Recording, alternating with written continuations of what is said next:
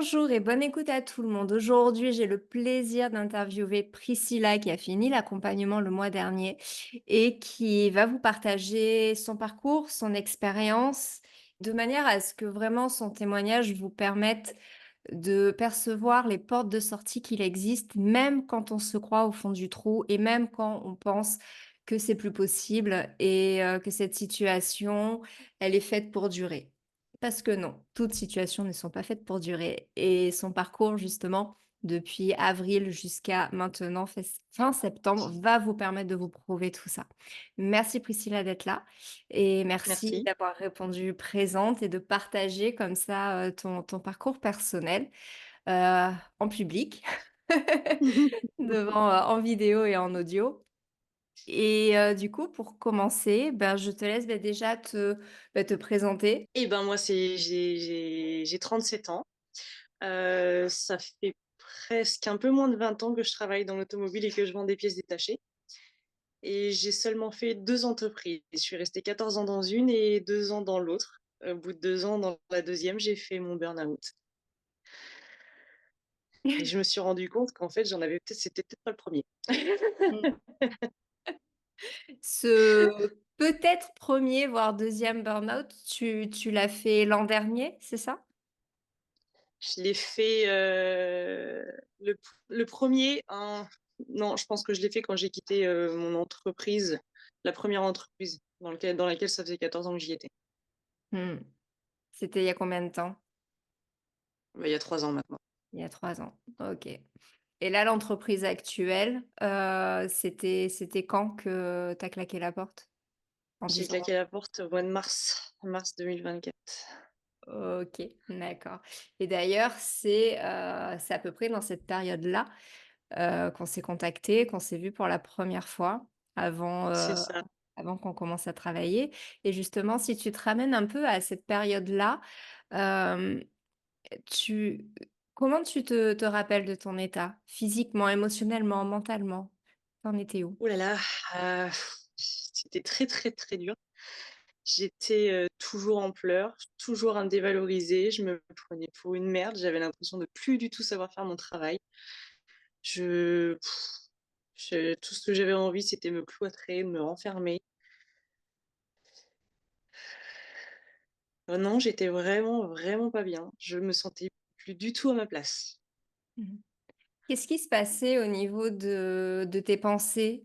Justement le fait, de pas être bien, d'être chez toi, d'être un peu dans cette immobilisation, dans ce freeze, dans ce figement-là. Est-ce que ça te créait justement un conflit à l'intérieur de toi par rapport à l'état dans lequel tu étais? Oui, complètement, parce que je savais au fond de moi que j'avais, des je savais ce que je valais, en fait.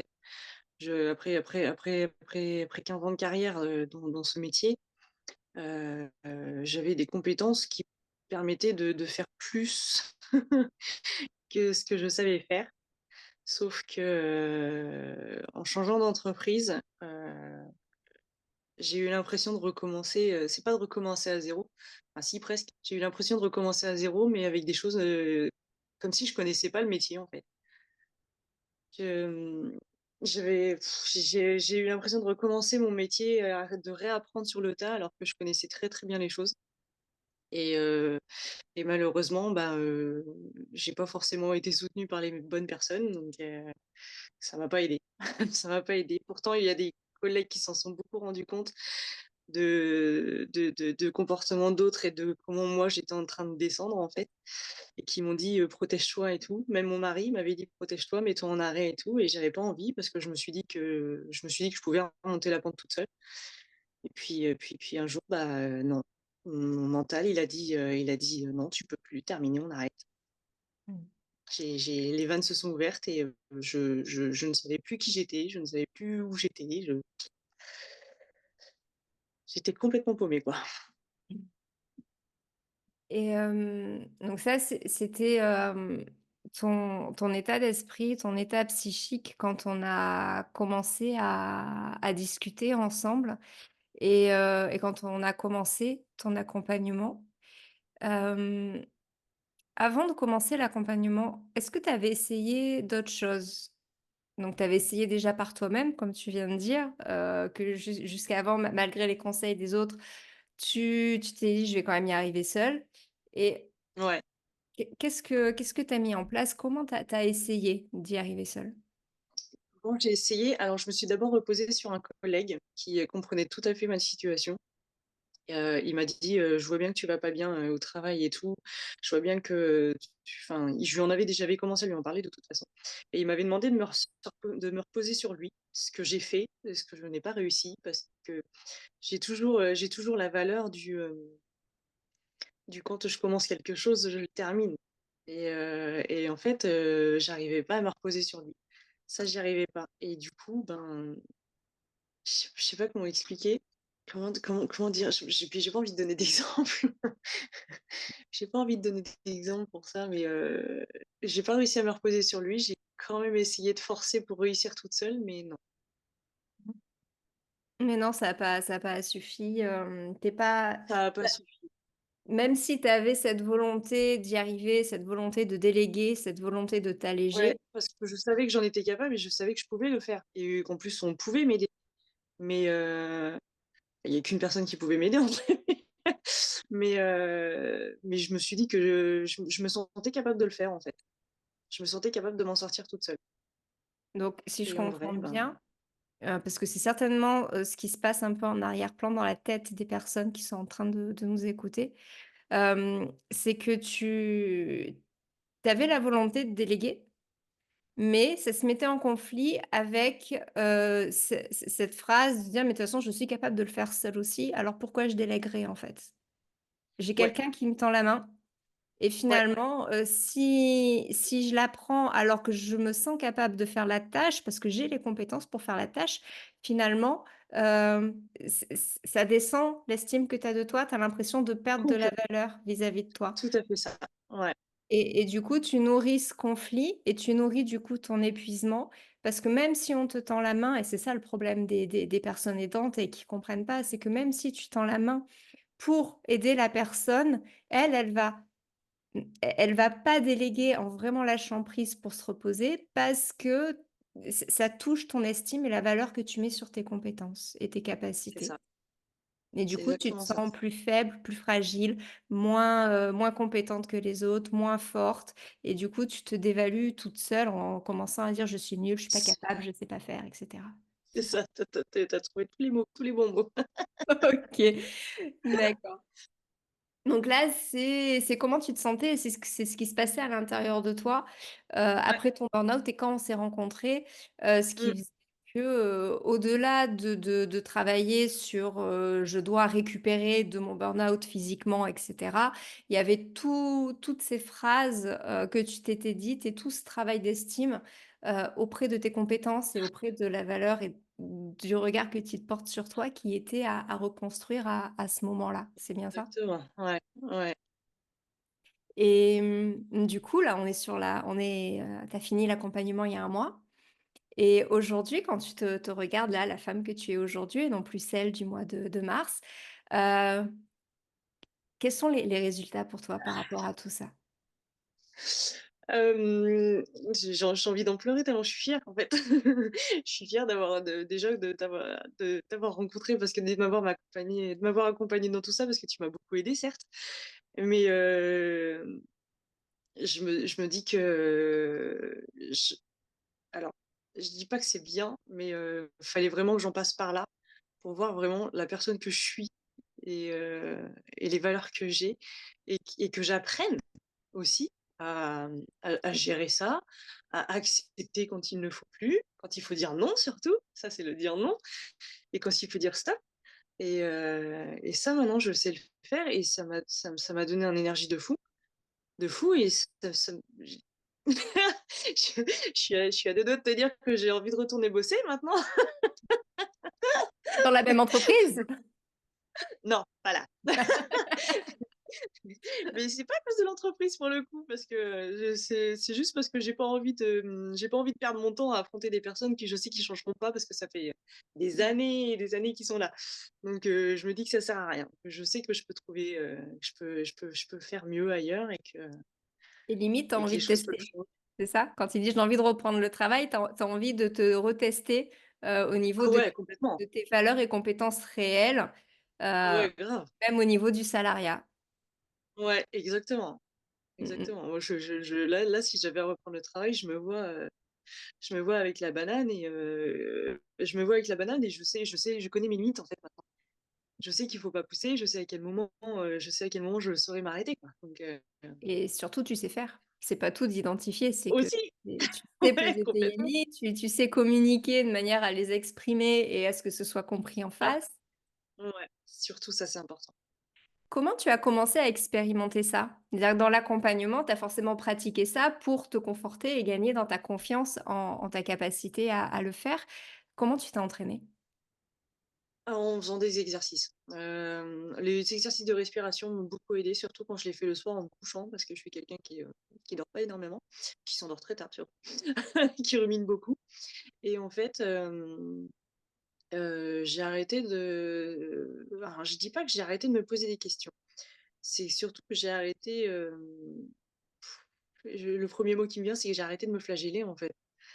À un moment donné, ouais, à un moment donné, c'est que j'ai fait beaucoup d'exercices de respiration, j'ai arrêté de penser et j'ai repris des activités que j'avais arrêtées depuis un bon moment, qui me plaisent énormément et qui font voir que et qui me rappellent, surtout qui me rappellent ce que j'étais, ce que je vaux, ce que je sais faire. Donc tout ça, ça aide, ça m'a aidé à remonter la pente, en fait. De savoir, de reprendre, de refaire des choses que j'aime et que j'ai envie de continuer à faire, en fait.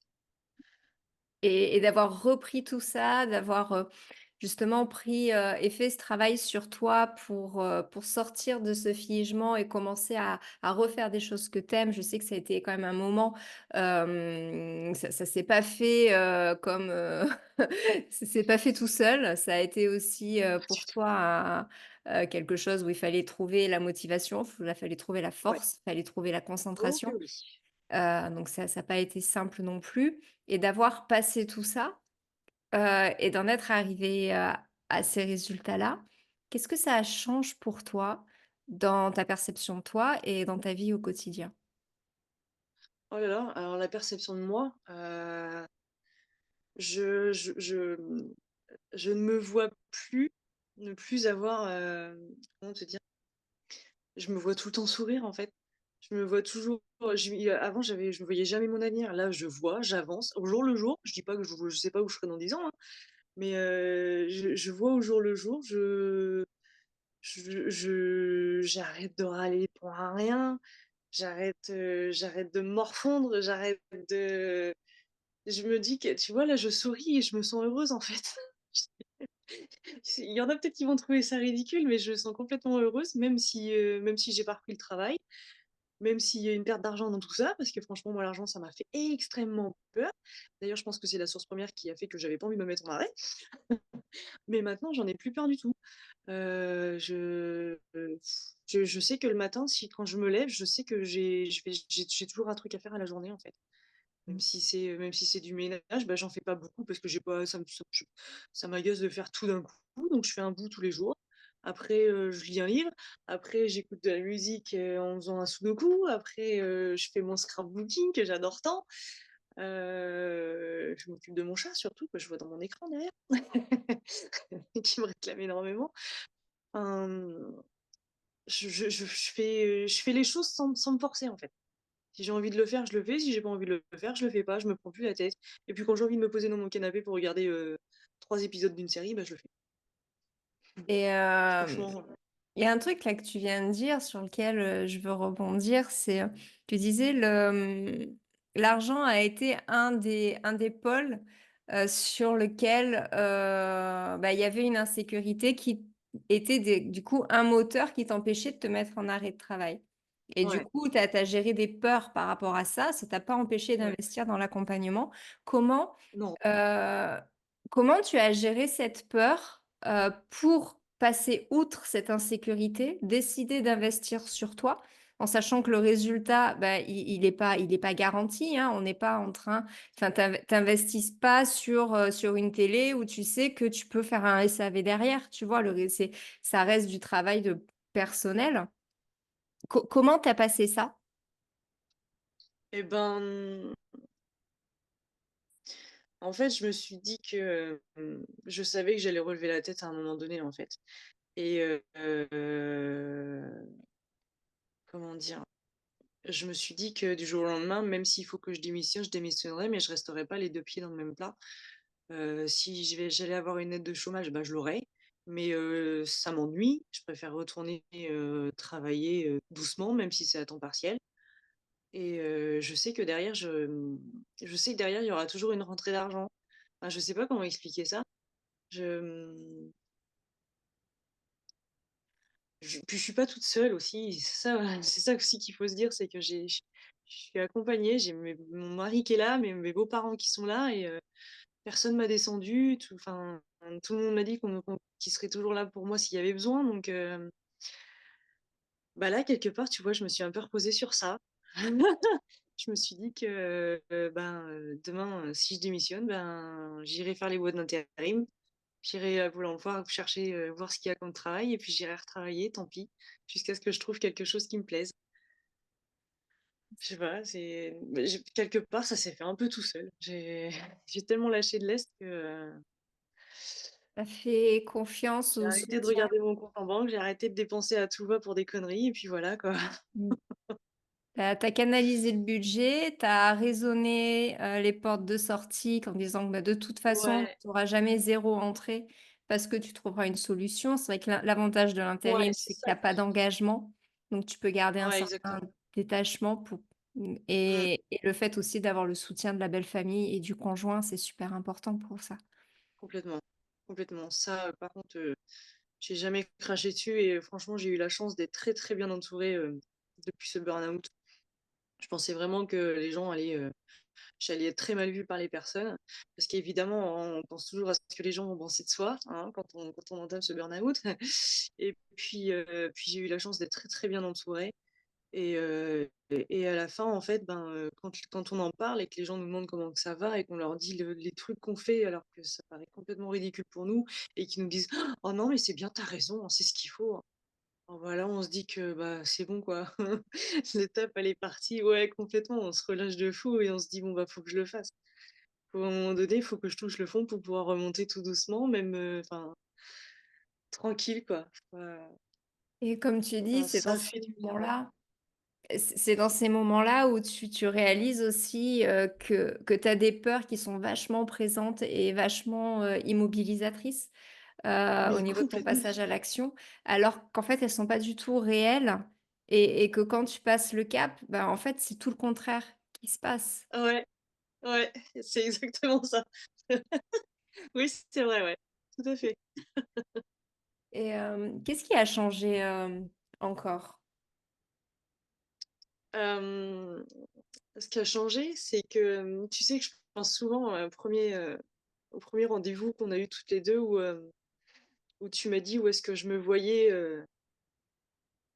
dans le meilleur des cas, où est-ce que je me voyais et que j'imaginais des escaliers et que je me voyais au 2e étage et des choses comme ça là et tu sais que, je me vois pas encore tout en haut, mais je me vois déjà bien haut. Je suis très, très proche du 2e étage parce que j'ai entamé un projet, pour, créer ma propre entreprise et j'avance tous les jours, même si c'est tout doucement et que je voulais que ça se fasse très vite.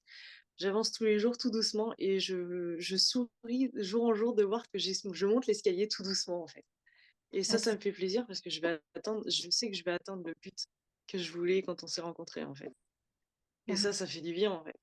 Ça fait trop du bien. J'ai carrément. toujours un objectif et je sais que quand j'aurai atteint cet objectif-là, je trouverai autre chose derrière. Je me connais. Mais carrément, tu es pleine de ressources, tu es pleine de vie, tu es Ouais, pétillante c'est exactement ça. et c'est ça ta force, c'est ça ta résilience. Ouais, C'est, ouais, je cette me raccroche à tout ça, en fait. J'adore. Rien d'y penser, j'ai envie de passer mon temps à ça, en fait. Mais je sais mettre des limites. Tu vois, tu sais, je me suis créé un bullet journal. Alors que je sais pas dessiner, je me suis dit: «Je ferai jamais ça, je sais pas dessiner, machin».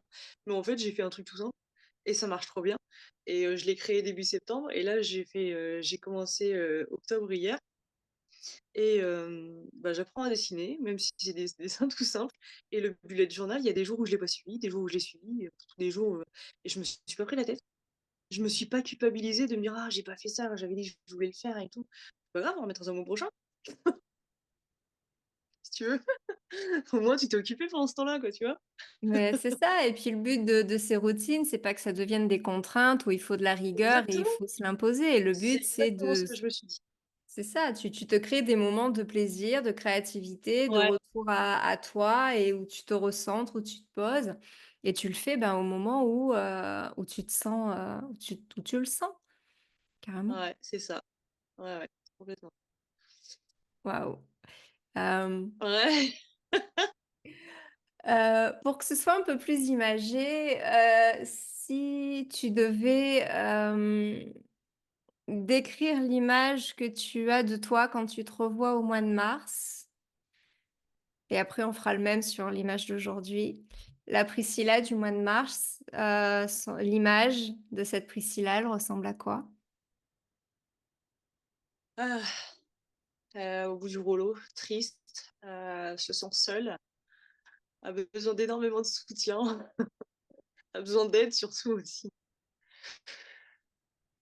Waouh, je me revois, très abîmée physiquement, mentalement. Mmh. Cette image, la Priscilla, elle est debout, assise, allongée, elle est dans un endroit particulier? Elle est recroquevillée, hein. Elle est Mmh. littéralement recroquevillée, comme ça sur elle.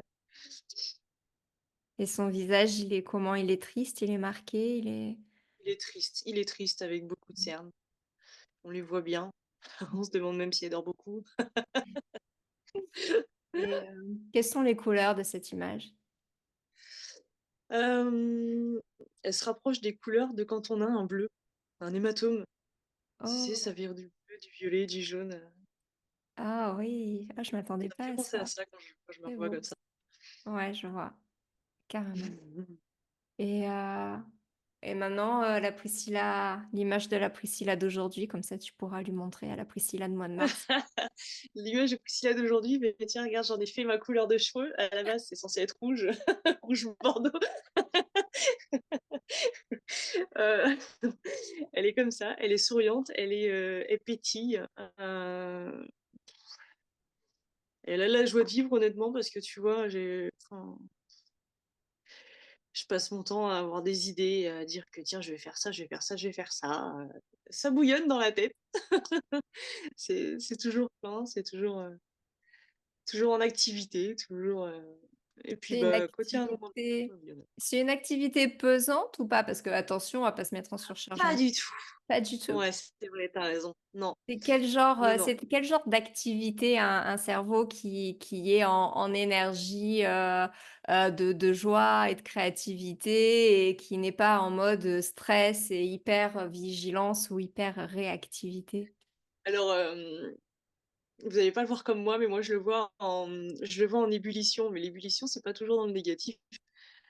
Pour moi, ça en fait, ça pétille, en fait, ça pétille. Donc clairement. Des bulles de champagne.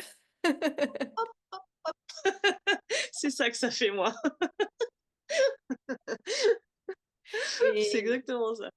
quelle est l'émotion qui est reliée à cette activité, créative? Oh la joie, le bonheur, la, la fierté aussi.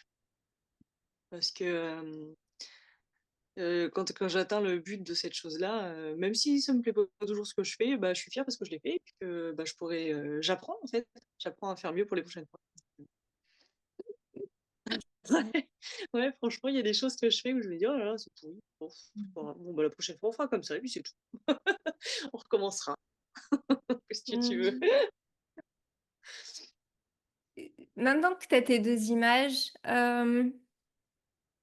qu'est-ce que, qu'est-ce que la Priscilla, qui pétille, peut maintenant apporter ou dire à la Priscilla, recroquevillée?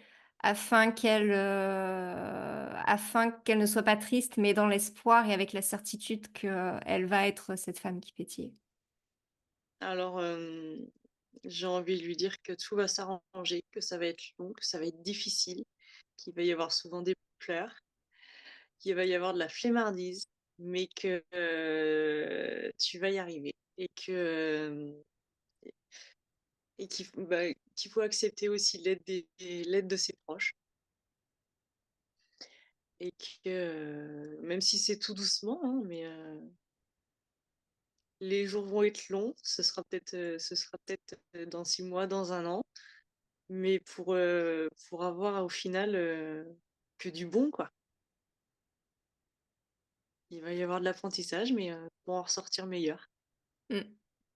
Et puis le bleu va se réparer, va Ouais, cicatriser, va partir. exactement. Ouais, c'est ça. Carrément. Et puis là, ben, recroquevillée et du coup, elle peut pas voir que le soutien est déjà là Ouais, c'est vrai, exactement. et que, si elle arrive Que je juste à regarder un peu juste à le porter le regard un peu plus haut, C'est ça, elle va voir que c'est exactement. vraiment pas loin et accessible. Ouais, elle va se relever tout doucement chaque jour et puis à la fin, elle s'ouvrira et Et tout ira bien. et elle fusionnera avec la Priscilla pétillante. Ouais, ouais, complètement. Mmh. Est-ce que, bah, par rapport à bah, là, après, c'est vrai que ça fait 1 mois, donc c'est frais encore la fin de ton accompagnement. Ouais, Hem, donc au niveau de l'image de toi, donc ça les choses ont changé. Tu te perçois différemment. ouais. L'image, l'image que tu as donnée parle d'elle-même. Qu'est-ce que ça a changé, au niveau du couple, si ça te gêne pas de discuter de ça? Ouais, Parce que, ben, de toute façon, le burn-out, le fait d'être dans le down, ça a forcément des conséquences relationnelles sur le couple, ouais, parce que l'autre est dans l'impuissance, il est dans l'incompréhension, il a pas forcément les capacités, les ressources pour être un soutien. Ça, c'est son c'est histoire ça. à lui. Faut pas le reprocher Mmh. non plus. Et du coup, voilà, à aujourd'hui, qu'est-ce que ça a changé et apporté? Plus de communication. On communiquait déjà pas mal, mais honnêtement, il y a plus de communication. J'ai appris comment formuler les choses et comment formuler les choses pour ne pas à ce que la personne se sente agressée aussi. Parce qu'on ramène toujours tout à soi, certes. On joue la carte du burn-out, je vais pas bien, j'ai pas le droit, tu pas le droit de me faire ça, machin et tout. Et certes, on le fait tous, hein. Et en fait, ben, on a beaucoup parlé. Quand, je voulais pas, quand on veut pas parler, on force pas, mais quand on a besoin, faut le faire, faut le faire. Et ça va que j'ai la chance d'avoir un conjoint qui est très, très, très conciliant sur tout ça. Donc, franchement c'est vrai que j'ai ressenti le fait qu'on s'était, pas mal rapprochés quand même, grâce à ça. À cause, grâce, je sais pas comment on peut le voir, ouais, Si mais tu en tires un avantage, c'est grâce à ça. Si tu en ouais, c'est tires vrai. un Oui, du inconvénient, coup, c'est à cause de ça. évidemment. Oui, vaut mieux voir ça comme ça. Exactement. Ouais, non, là, je pense que on communique encore mieux et puis j'ai appris surtout à communiquer sans râler, en fait et sans m'emporter. Parce que ça, j'avais beaucoup tendance à le faire et que maintenant, non, je réfléchis à 2 fois, je respire et puis tout se passe mieux, en fait, je dirais. Dans certains conflits qu'on pourra avoir pour des broutilles, en plus. Bref, donc heu, donc Mmh. voilà. Dans dans tout ce qu'on a vu, dans tous les outils que j'ai pu, t'apporter, où tu as pu piocher, un peu tester et cetera, qu'est-ce que tu en gardes? Et qu'est-ce que tu en gardes en sachant que c'est des choses que tu veux garder? Les exercices de respiration, ça, je pense que je pourrais pas m'en passer parce que ça aide beaucoup. l'entraînement aussi de de ce qu'on peut, des choses sur lesquelles on a peur de faire. Dans la tête, on se projette de la chose qu'on veut faire et on s'entraîne, en fait, même s'il faut faire les postures et tout. On avait fait un exercice sur ça, j'ai beaucoup aimé et franchement, je l'utilise beaucoup et je l'utilise même parfois sans m'en rendre compte maintenant. Exercice des postures? Ouais, ouais, ouais. Comment Il y a tu des fois l'utilises? où je me rends compte où, tu sais, je fais, et là, tout de suite, je me redis: «OK, on se calme, on réfléchit, on y retourne». Et là, tout de suite, en fait, dès que je prends cette posture-là, droite comme ça et que je lève la tête, tout de suite, ça me canalise, en fait, de fou. Trop bien. L'ancrage, il a marché du tonnerre et maintenant c'est Ouais. plus un ancrage quoi, c'est un automatisme. Le chemin, Oui, neuronal, il c'est exactement ça. Ouais, s'est creusé là. Génial. et ça, ouais, franchement, enfin, on se rend pas compte comme ça, mais c'est vachement utile. Mmh. Quand on en parle et que j'en parle autour de moi, que ce type d'exercice, bah, faut le faire, quoi. Tant qu'on n'est pas entraîné, on le fait pas. Mais quand on est entraîné et que qu'on le fait soi-même de son côté tout seul et tout, on se dit: «Ah ouais, la vache, quand même, quoi». C'est fou ce que ça peut aider, ce que ça peut aider et te calmer, quoi. Enfin, c'est 2 choses, les 2 choses que j'ai retenues dans tout ça, en fait. Bien. Bah, c'est déjà pas mal. Et carrément. Et qu'est-ce que tu dirais, à une personne qui est proche de toi et que tu vois dans l'état dans lequel tu étais au mois de mars? De prendre son temps, de pas forcer, hem, même si, le fait de prendre son temps et de pas forcer et de se laisser aller, fait que ça tu l'impression de te rabaisser encore. Je pense que c'est nécessaire. Je pense que c'est nécessaire et de continuer de bien entouré, de voir du monde, enfin, pas sortir parce que franchement, des fois quand on a pas envie au début, voilà, quoi. Mais laisser les choses faire. Franchement, moi, c'est, alors je suis pas la seule malheureusement dans mon entourage à vivre ce genre de choses, mais laisser les jours faire et de se laisser aller et de pas forcer les choses. Ouais, c'est tout ce que je ouais, c'est tout ce que je pourrais faire. Tout ce que je pourrais dire à cette personne. Mmh. Que s'il y a besoin, on est là, elle hésite pas. S'il y a besoin d'aller la chercher, d'aller boire un verre, de boire un verre chez elle, de boire un verre chez moi, et qu'il y a besoin de parler, même au milieu de la nuit, t'appelles, je serai toujours là. Franchement, mais non, ne pas faire les choses si tu en as pas envie. Parce que moi, franchement, perso, ça m'a pas aidée. Ouais, carrément. Et qu'est-ce qui t'a, donné envie de sortir de cette démarche-là et de t'investir dans l'accompagnement et de dire: «Bon, ben, là, maintenant, je passe à l'action»? On sait que ça peut pas durer. Je vais dire des choses que tout le monde sait, mais on sait que la vie est courte et qu'elle passe vite et que, quand on voit ce qu'on a vécu, quand on voit comment qu'on peut être heureux, même pour un rien, j'ai envie de dire que c'est un peu dommage de louper ça, en fait. Le rire, l'accompagnement, l'aide, heu, l'entourage, ton animal domestique si tu en as. Enfin, c'est se raccrocher à peu de choses, mais c'est des choses, moi je pense que ça en vaut la peine. Mmh. Ça en vaut la peine parce que, ouais, rien que de regarder mon chat, je suis trop heureuse. Il y en a qui vont trouver ça ridicule, je suis sûre.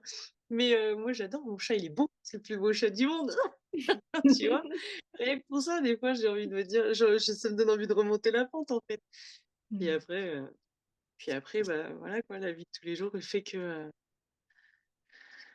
moi ça m'a redonné honnêtement, ça m'a redonné la banane, en fait, tout ça. Mmh. Enfin, je me vois pas retomber au fond du trou et sans me dire que j'y arriverai pas, en fait.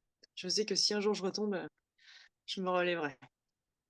C'est ça, c'est super important ce que tu dis parce que souvent, même si on va faire l'accompagnement, quel qu'il soit, Quand on va reprendre son activité professionnelle, on a quand même, souvent cette peur de la rechute, cette peur de Ouais, ressentir les ça, ouais. symptômes. Quand on ressent les symptômes, on a cette peur de ressombrer parce qu'on Mmh. recommence à avoir les symptômes. On se dit: «Oh là là, mais c'est comme à l'époque, je vais faire pareil» et cetera et cetera. Mmh. Est-ce que toi, tu te sens outillé si jamais ça revient pour Ouais, ne pas monter en peur, mais pour te dire: «Non mais en fait, je suis plus la même, là, je sais ce que je dois faire, en fait»? ouais, complètement et j'y ai souvent pensé. Non, mais je sais que je peux rechuter et que, mais que je saurais mieux gérer, en fait, maintenant. Mmh. Comment tu gérerais? Bah, en justement, en apprenant à dire non et stop et à dire ce que je ressens et à dire que là, tout de suite, je suis pas prête, alors, non, je le ferai pas. Mmh.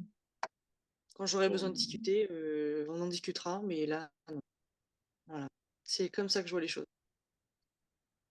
ce qui est important dans ce besoin que, on va dire «le bourreau» entre guillemets, on va dire le Ouais, responsable du burn-out, la personne avec qui tu associes ton burn-out, le besoin que l'on a qu'elle comprenne qu'on se sente mal et qu'elle comprenne ce que l'on vit, finalement, c'est pour nourrir un besoin, le besoin d'être rassuré ouais, c'est exactement ça. et de se dire: «Bon, bah, s'il le comprend, c'est que je suis légitime» et là, en fait, tu es un peu dans la posture de l'enfant qui a besoin de la validation du parent.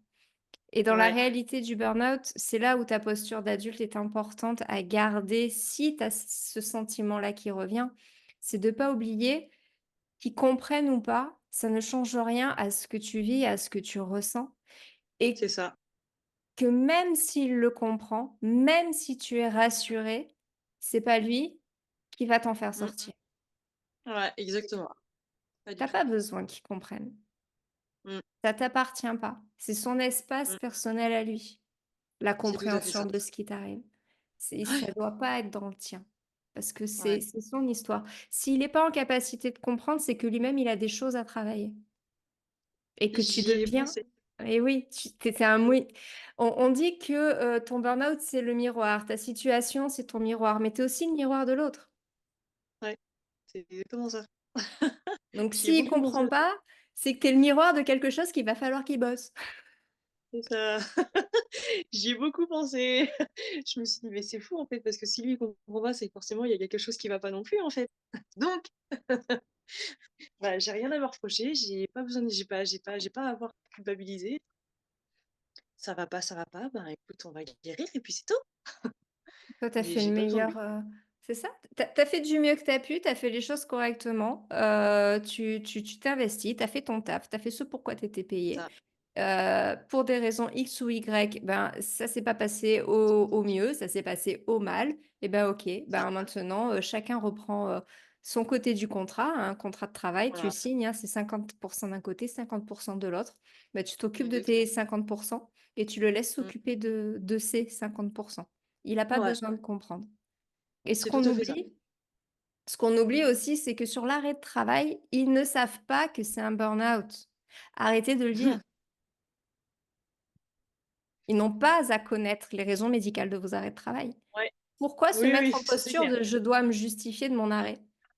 Ouais, Bah non. ouais, c'est les choses que j'ai regrettées quand il m'a téléphoné, tiens, de lui avoir dit. Donc donc ouais, si tu le recroises, bah écoute, ça peut être aussi un moyen de dire: «Ben, tu vois, j'ai redressé la barre». Ah ouais, ça complètement et j'en serais même fière de lui faire voir que je m'en suis sortie et que, ce sera pas grâce à eux.